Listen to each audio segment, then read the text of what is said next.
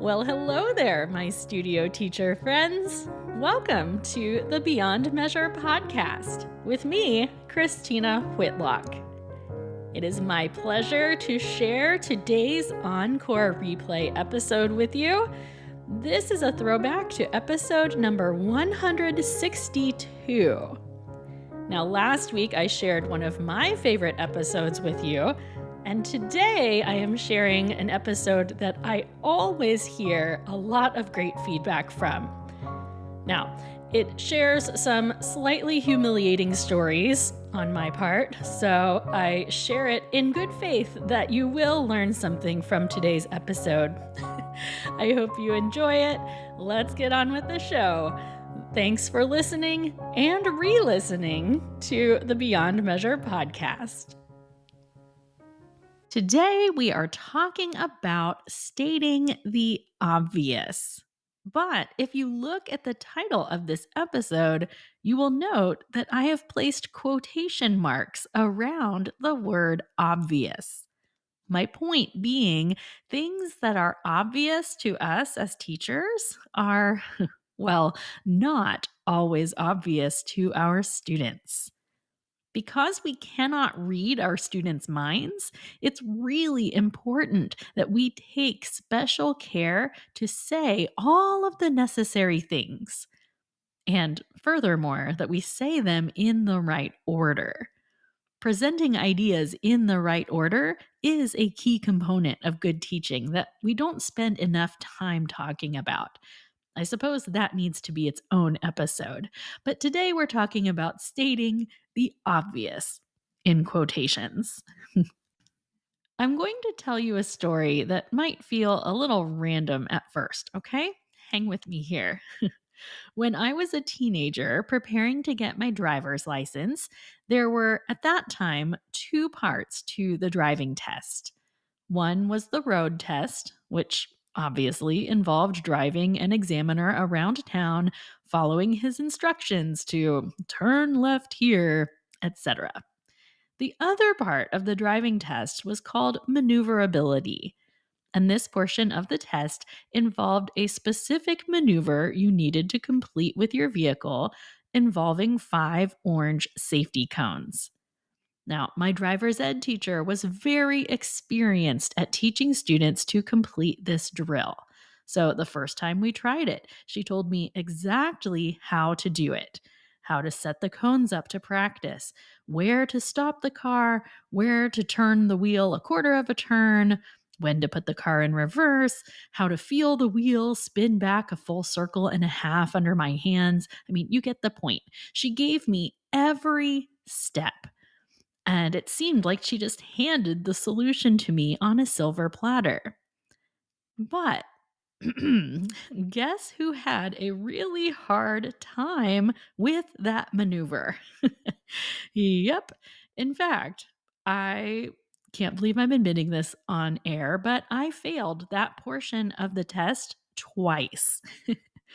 Remember last week when I told you that I count humility as a core value of mine? Well, here I am, just trying to keep it real.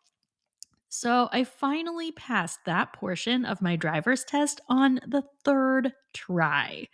But here's where it gets interesting.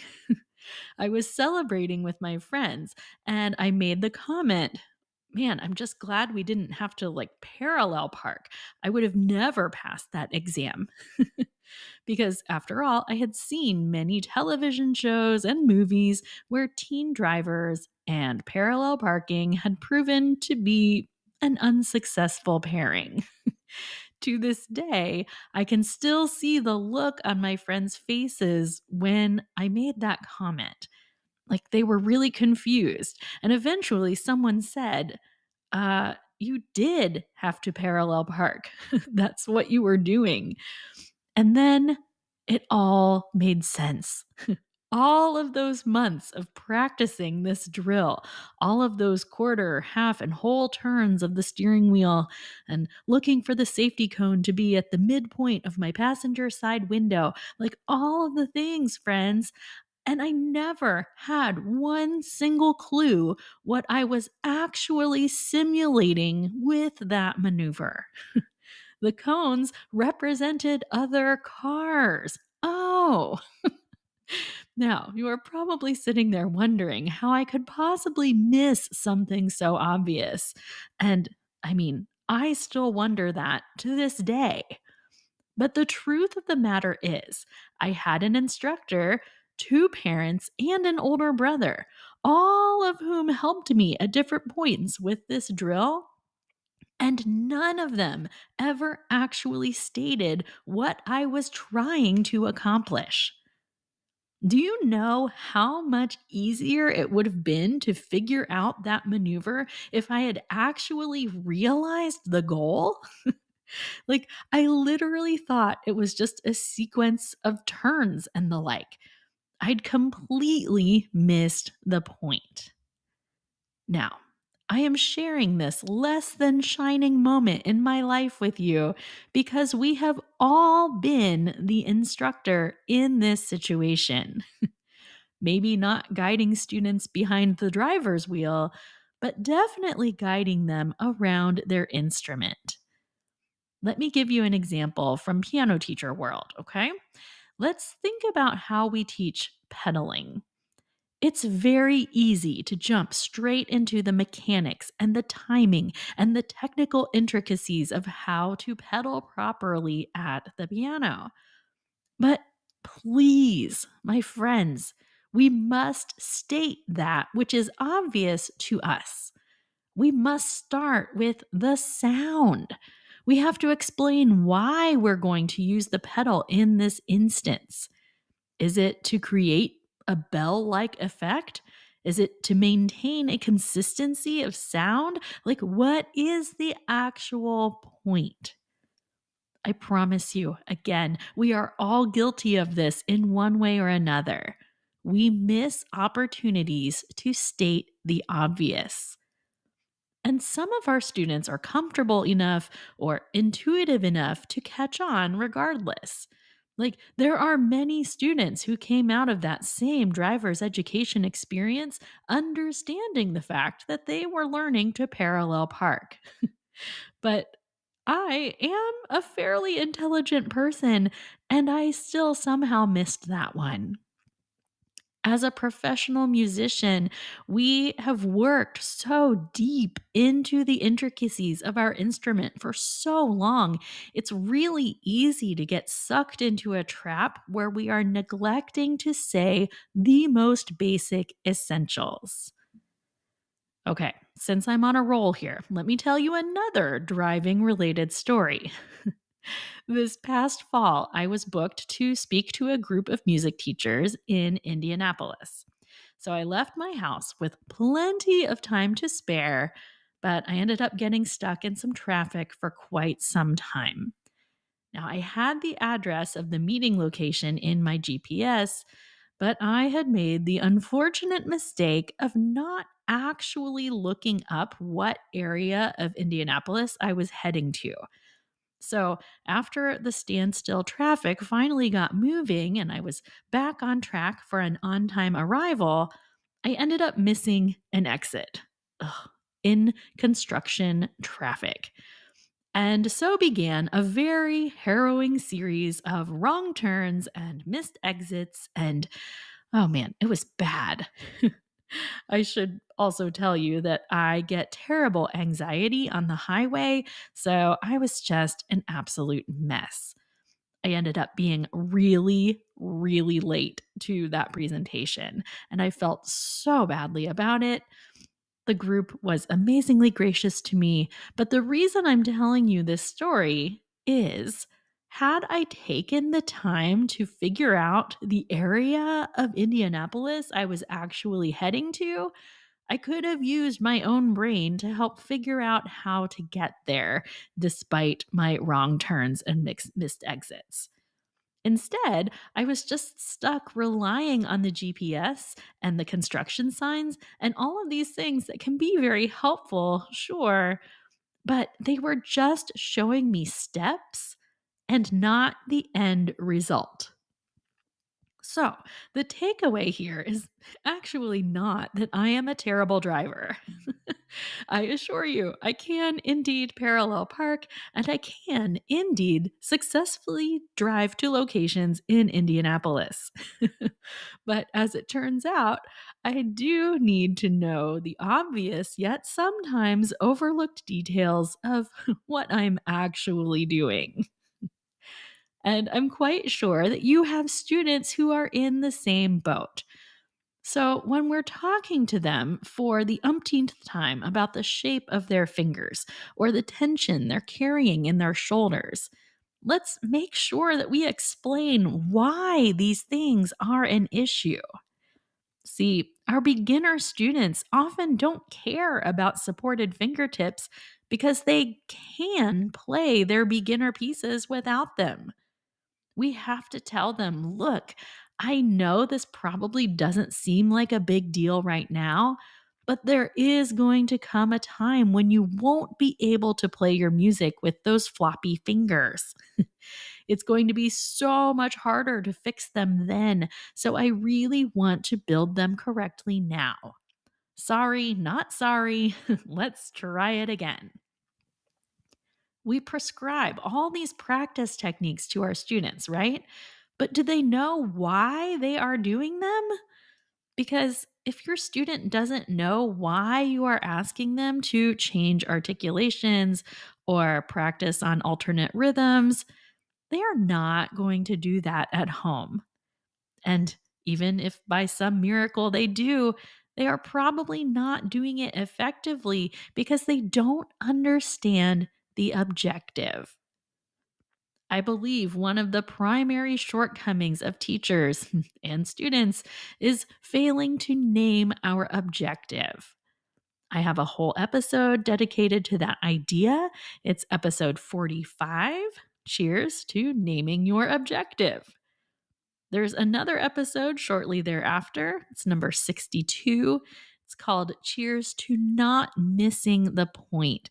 And that also feels relevant to this conversation. So I'm going to link both of those episodes in today's show notes for you to check out, just in case any of this is really resonating with you.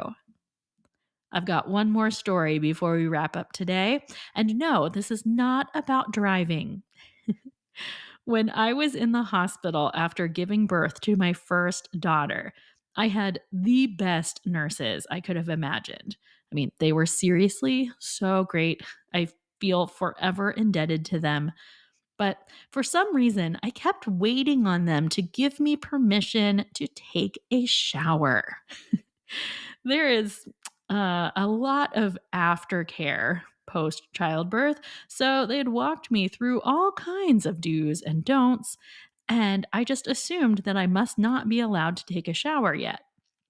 So it was customary at that time to stay 48 hours in the hospital post birth. So for almost 2 days, I did not take a shower. That is gross, people.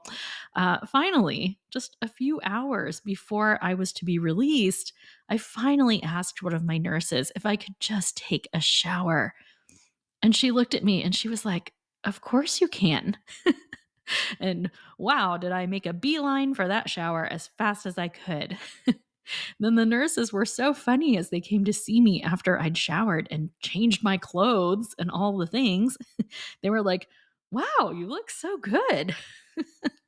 So the whole time, they were probably wondering why this disgusting lady wasn't taking a shower when it turned out I was waiting on their permission.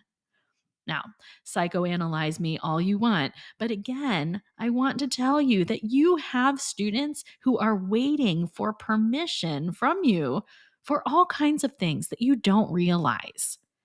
You have students who don't think their practice time counts if they're playing older pieces, or students who think they have to come to you and ask for sheet music for the song they heard on the radio rather than just sitting down and trying to sound some of it out. You have students who think those YouTube tutorials are completely off limits to them, who want to branch out their repertoire, but they're waiting on some kind of permission slip from you first, whatever the case may be. Now, I know I've told a lot of embarrassing stories today, but seriously, friends, I hope today's episode serves as a solid reminder to state the obvious in your lessons. Relentlessly name your objectives. And know that some of your students are waiting for your permission to do the thing that seems obvious to you.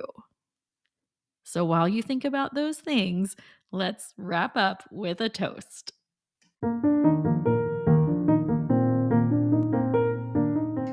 Studio music teacher friends from all around the world, ours is a job of leaving no stone unturned.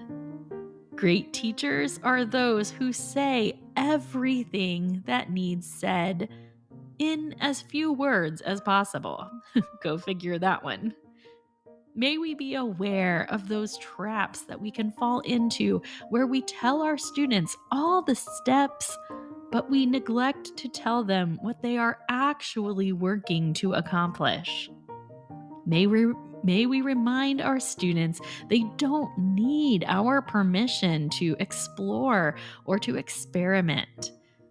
May we continually seek to be more clear in stating our objectives, both for ourselves and in communicating them to our students. May we keep our eyes on the prize, my friends. It's very intentional work we must do, right? And so, this is me raising my glass to you. Here, here.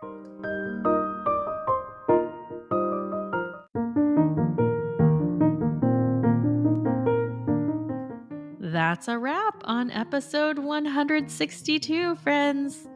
Here's hoping that you have some kind of respect left for me after I've confessed so many questionable moments from my past.